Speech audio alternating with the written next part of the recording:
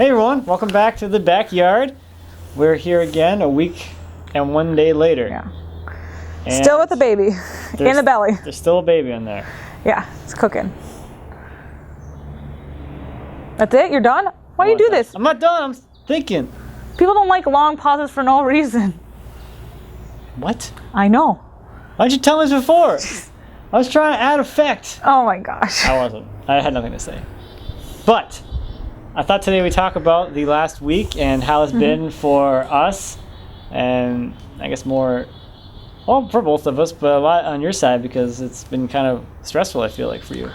Yeah, I suppose. You want to tell me why it was stressful? I already know, but...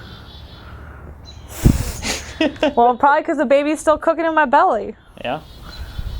That's why. Why does that matter? It likes it in there. I know. They're literally... I'm serious. There are going to be claw marks inside my uterus when this baby gets out. It doesn't want to leave. Don't take me out of here. No, it loves me way too much. It's too nice. So, yeah. But just... But yeah?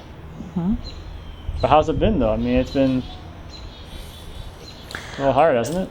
Well, yeah, I suppose, because generally most people think when you have your due date that you should have your baby. And then it comes and goes, and you still are pregnant. And so... I think at least what we found is most people find that quite surprising. And so it's kind of hard to have to constantly tell people when they call and say, hey, bug, get on my face. Bug face. But when they call and say, hey, why didn't you tell me you had your baby? And you have to say, hey, it's because I didn't. It's still in there.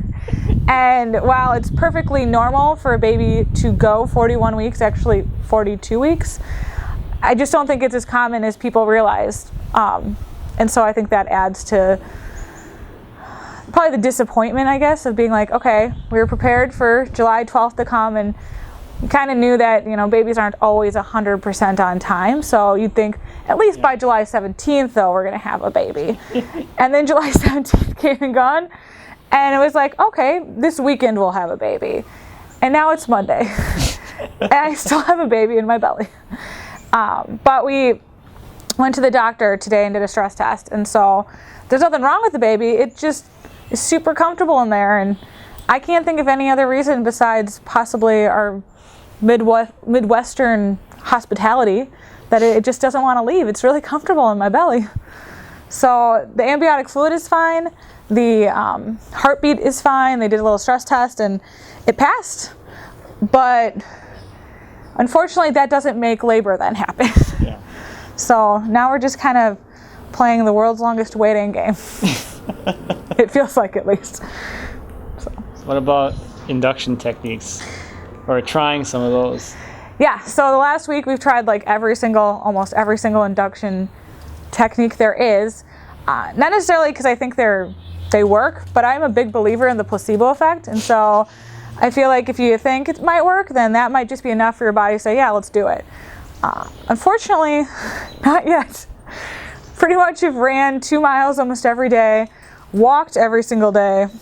The walking technique, Toasty does not care. Toasty is unfazed by lots of walking. I think with the walking thing, it's so used to it. Yes. It's like if you weren't walking or running or whatever, you were doing exercise pretty much every day during the pregnancy. Yeah. Right? So coming into it now, like, oh, I'm going to go for a an hour long walk. So what? Yeah.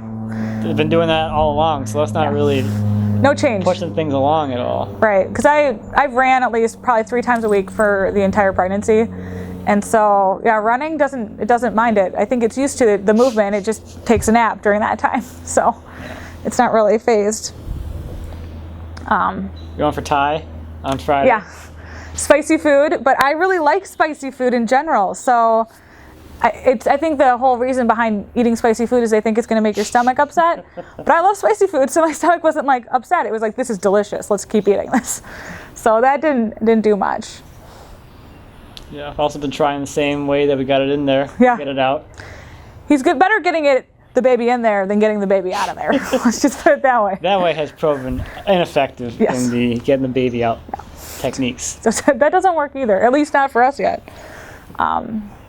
Let's see what else. How about that oil thing? You gonna try that? Maybe. So what's it called? There's castor oil that you can I feel like people are mixed feelings about it. And so that's why I haven't done it yet, because when I read on the internet about it, essentially it just sounds like a very extreme laxative. Yeah. And that doesn't sound awesome. Basically, you're supposed to take a couple teaspoons, and they recommend mixing it with like orange juice or some form of juice like that. To make it taste better. Yeah. Right? And then you drink it, and they say if you want to make sure you're very much hydrated before that, because otherwise it's going to dehydrate you. Because essentially what's going to happen is either it's going to cause labor or it's going to cause everything to come out of you on both ends.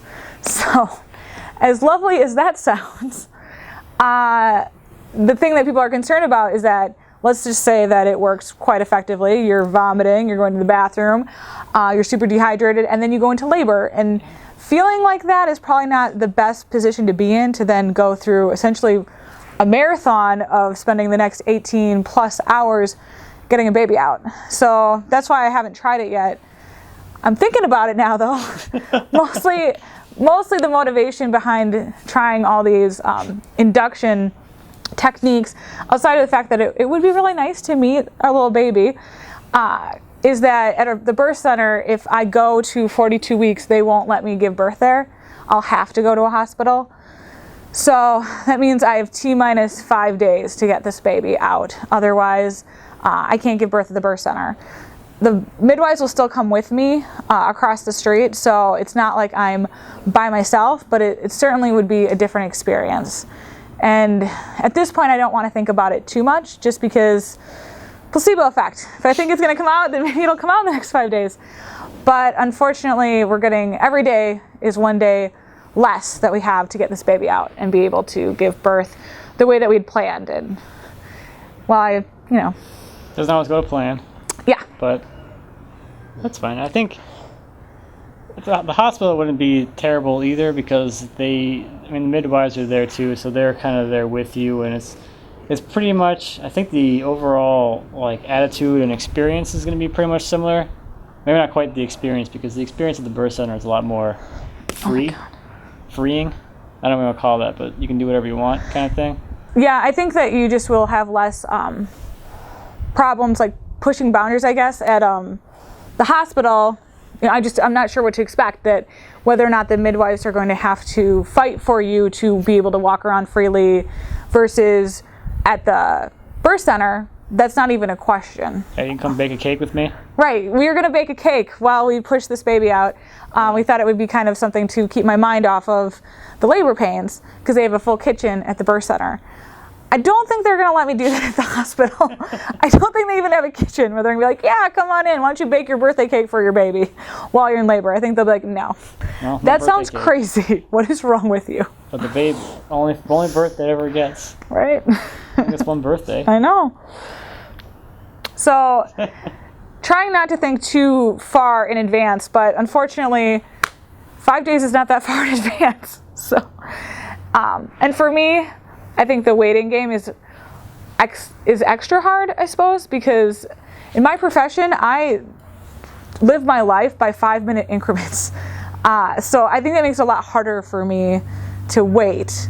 Not because I'm impatient, but I'm just so conscious of time all of the time. I have to be. And so knowing what I'm doing every 5 minutes of at least my working day makes it extra hard to say, okay, Toasty, you're supposed to be here on the 12th. You're allowed to have some like leeway. You can give a 5-day window. We're past that now. We're at day 8. So it's, a little more difficult. Speaking of time, I'm going to check the camera. It's probably shut off. Well, what do you want to talk about? Why don't you say your feelings? You never say your feelings at all. It's my turn to say my feelings. Last week, I wasn't nearly as concerned. I figured it was going to be late, and actually today is the day that I guessed would be the actual birthday, and we're past that now. So now I can kind of start worrying about when this baby's going to actually pop out. I don't know, it's been a very interesting experience, because like every day I wake up, I'm like, this could be the day, and I could be really excited about I'm finally going to have a baby, because we never had a baby before, we don't know what to expect, but I think I'm past the point of fear and to that point of excitement now. And every single day it's going to happen, it's like, come on, I just want it. Just give me it. Just give me my baby. I don't know. I just wanted to come out and play with it and say hi to it and all that fun stuff. And every single day goes by without that baby here. It's just another day of just that opportunity being missed, I guess, for lack of a better way to put it. Yeah. Which is hard because a lot of people say, oh, enjoy it. It's just the two of you. And I get that. And I'm sure I'll look back and be like, you should have savored those moments a little bit more. But at the same time, I don't know. I'm comfortable remaining pregnant. That's not the problem. It's just I feel better about knowing the baby's out and safe. And for me, like inside my belly, I get more nervous about it because there's so much responsibility on me to make sure the baby is still okay. I have to do a fetal count of the movement. And for me, now that it's 41 weeks and the placenta is obviously not as efficient moving forward, I just feel this huge burden of making sure that I'm like always knowing what's going on in there, and it's hard to know what's going on in there all the time because I can't see it.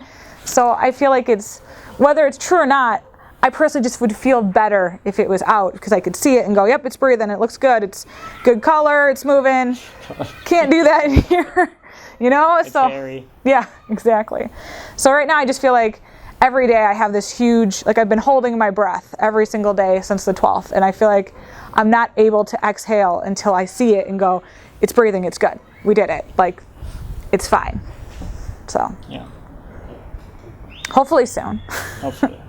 Now you can stop working. Yeah. For a little bit. Also be nice to have a 2-month vacation. That'd be kind of exciting. Yeah. So. Hang out with me. Yeah. That part will be really Don't work fun. for me. Wow. A little bit, maybe part-time. Well, part-time lover. We'll see. I'm quite expensive. I don't think you can afford me. I know. I pay the bills here. I work too, mister. I pay the bills with your money. That's right. So yeah. So anything else? I don't think so. Should we wrap it up? I guess. Do you want Pancakes to say goodbye? Well, I guess, I don't know if anyone ever... It's always nice to hear stories of other people saying that their baby was 10 days, 12 days, 13 days late, because it just makes you feel like you're not the only one waiting. Because you keep seeing stories of people being like, my baby was born super, was born early, which obviously too early is just as bad as way too late. But, it's nice to hear stories about people whose babies were also late, so you don't feel like the only one who apparently has a really procrastinating child. So That's my baby. yeah, just like him. So yeah. I love you. I love it too. Good. Good. So what you got? I got a dog. So I guess that's all we got. That's it for this week. If you have any advice, let us know. If you've tried anything, I'm going to try acupuncture this week, so we'll see. Fingers crossed. So. Maybe we should try something crazy. Like what? Like licking a dog. No, that won't. I hear that induces labor. Well, then I would have had this baby a long time ago. Okay, fine. Good deal. All right, well, thank you for watching. We appreciate it. Thank you, everybody, for subscribing, and thanks for all of your awesome comments from last week. That was really awesome. Really, Yeah. That was cool. Yeah, for I sure. like that a lot. Me too. Yeah, good. Thank you. So until next time. Hopefully this time for real, I'll have a baby next time. I hope so. I keep I'm going another week without a baby. knock on wood. You never know. Can't jinx myself. Yeah. So, all right. Have a great evening, everyone, or whenever you watch this. Day, evening, afternoon, whatever. Well, that's all we got. See ya. Say bye, Pinky. Look at your little belly. It's so cute. Can you remember when you ate the chicken? Take it. Remember you have fried chicken? Oh my god, she smells like a sewer. She almost smells like a No, for real, like really badly. What is she doing?